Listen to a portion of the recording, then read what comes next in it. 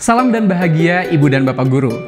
Pada video ini kita akan melanjutkan pembahasan mengenai elemen ketiga dalam dimensi beriman, bertakwa kepada Tuhan Yang Maha Esa, dan berakhlak mulia, yaitu elemen akhlak kepada manusia. Jika pada video sebelumnya kita belajar tentang perwujudan rasa sayang dan perhatian seorang murid pada dirinya sendiri, pada video kali ini kita akan belajar tentang perwujudan rasa sayang dan perhatian tersebut kepada sesama manusia. Seperti apa ya kira-kira pengembangan elemen ini pada setiap diri murid? Lalu bagaimana contoh pembelajarannya di setiap jenjang?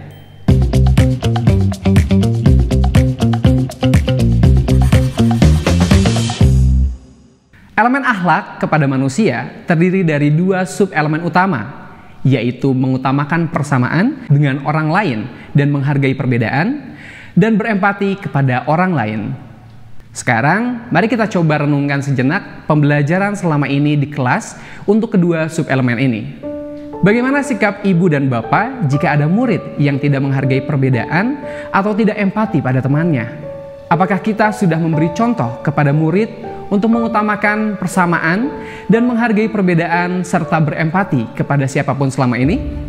Sebagai bagian dari masyarakat, murid perlu menyadari bahwa semua manusia setara di hadapan Tuhan. Mereka diharapkan mampu berakhlak mulia pada sesama manusia tanpa memandang perbedaan. Konsep ini sejalan dengan dimensi berkebinekaan global. Murid perlu memahami bahwa setiap manusia tidak bisa memilih dilahirkan di keluarga dengan latar belakang agama, suku, atau ras apa. Murid perlu memahami juga bahwa semua orang adalah unik dan mereka penting sebagai individu.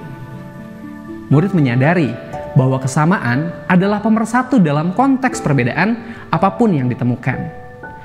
Mereka berkenan mendengarkan dengan baik pendapat yang berbeda dari pendapatnya dan menganalisanya secara kritis tanpa memaksakan pendapatnya sendiri. Mereka juga menolak prasangka buruk, diskriminasi, perundungan, dan kekerasan terhadap sesama manusia yang disebabkan oleh segala bentuk perbedaan. Sikap mengutamakan persamaan dengan orang lain dan menghargai perbedaan lahir dari pembiasaan, bukan hanya sekadar materi dalam kelas. Jenjang PAUD adalah tahap pemulai. Murid mulai dibiasakan mengenali hal-hal yang sama dan berbeda yang dimiliki dirinya sendiri dan temannya dalam berbagai hal.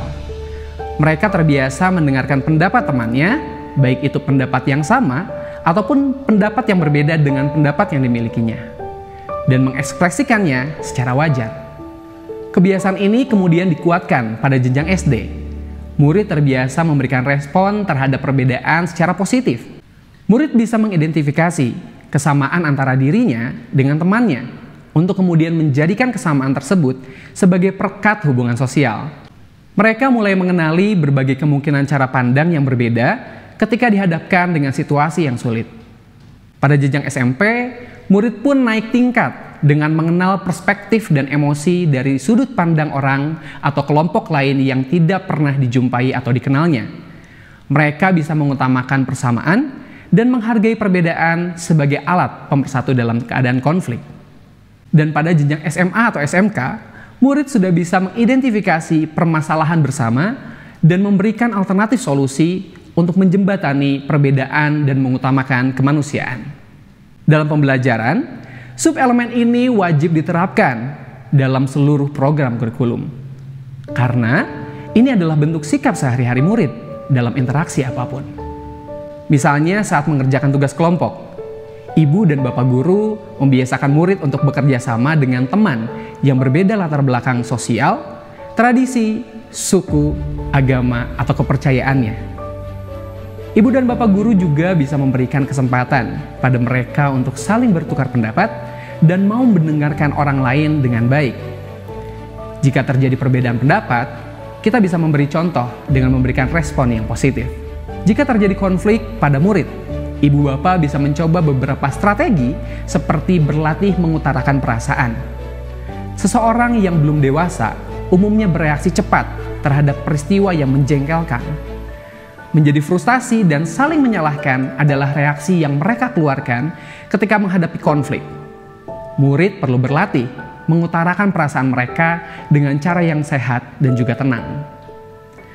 Ajarkan mereka menggunakan pernyataan "saya merasa" ketika marah dengan seorang teman. Ketika murid belajar menggunakan pernyataan ini, mereka fokus pada bagaimana suatu perilaku mempengaruhi mereka tanpa harus menyalahkan. Berlatih menemukan solusi. Mungkin tampak lebih mudah untuk membantu murid memecahkan masalah dengan memberitahu apa yang harus dilakukan untuk memperbaikinya. Namun, mereka akan menjadi pemecah masalah yang lebih baik ketika belajar bagaimana menemukan solusinya sendiri.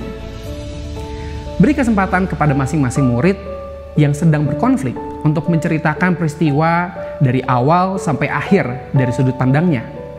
Lalu tanyakan beberapa pilihan solusi dari kedua belah pihak. Dan terakhir, mintalah mereka untuk mencari kesamaan di antara pilihan tersebut. Ibu dan Bapak guru hebat, selanjutnya mari kita bahas subelemen kedua, yaitu tentang berempati kepada orang lain. Empati adalah kemampuan untuk memahami apa yang dirasakan orang lain, melihat dari sudut pandang orang tersebut, dan juga membayangkan diri sendiri berada pada posisi orang tersebut. Empati memainkan peran penting dalam membangun dan menjaga hubungan positif antar sesama manusia. Dengan berempati, kita memiliki kemampuan komunikasi yang lebih baik dan lebih mudah dalam mengontrol emosi. Lalu seperti apa alur perkembangan sikap tersebut pada setiap jenjang? Pada jenjang PAUD, murid mulai dibiasakan mengenali emosi seperti sedih, bahagia, kecewa, dan juga marah. Murid juga mulai mengetahui minat dan kebutuhan orang-orang terdekat serta meresponnya secara positif. Kebiasaan ini kemudian dikuatkan pada jenjang SD. Murid terbiasa memberikan apresiasi di lingkungan terdekatnya. Mereka mulai memandang sesuatu dari perspektif orang lain serta mengidentifikasi kebaikan dan kelebihan orang di sekitarnya. Pada jenjang SMP, murid pun naik tingkat dengan mengenal perspektif dan emosi dari sudut pandang orang atau kelompok lain yang tidak pernah dijumpai dan atau dikenalnya. Pada jenjang SMA, murid sudah bisa memahami dan menghargai perasaan dan sudut pandang orang dan atau kelompok lain. Dalam pembelajaran, kita bisa memberi kesempatan pada murid untuk berlatih melihat sudut pandang orang lain dan membayangkan apa yang orang lain pikirkan. Ada beberapa strategi yang bisa kita coba di kelas. Misalnya, yang pertama memberikan contoh empati. Terkadang kita merasa kesal pada murid. Lalu apa yang sebaiknya dilakukan? Cobalah berhenti sejenak, tarik nafas, lalu melihat situasi dari sudut pandang mereka. Mengapa murid tersebut berpikir atau bertindak demikian? Jadilah pendengar yang aktif dan beri respon dengan tutur kata serta bahasa tubuh yang tidak menghakimi. Yang kedua, memberikan pemahaman tentang sudut pandang. Ajak murid memahami bahwa konflik bisa terjadi karena perbedaan sudut pandang. Misalnya melalui kegiatan-kegiatan di kelas sebagai ice breaking, seperti menggunakan huruf W dan M, angka 6 dan 9, atau objek lainnya. Setelahnya, ajak murid berdiskusi mengapa ada jawaban-jawaban yang berbeda. Ketiga, menggunakan literatur. Pilihlah literatur yang sesuai dengan jenjang murid. Misalnya dongeng populer, bawang merah, dan bawang putih.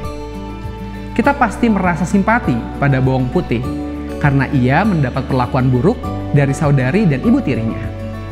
Tapi bagaimana jika kita ajak murid untuk melihat dari sudut pandang bawang merah? Ajukan pertanyaan untuk bahan diskusi seperti tentang perasaan bawang merah ketika pertama kali bertemu dengan bawang putih. Atau pertanyaan lain yang menggali sudut pandang bawang merah. Nah, bagaimana Ibu Bapak Guru?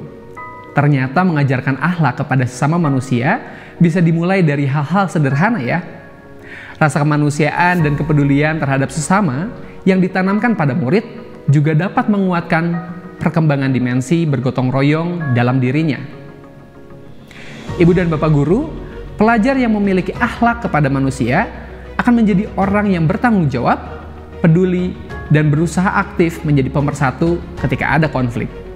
Yuk, mari bersama kita tumbuhkan elemen ini dalam diri sendiri dan juga murid kita. Selamat berproses Ibu dan Bapak Guru hebat. Salam dan bahagia.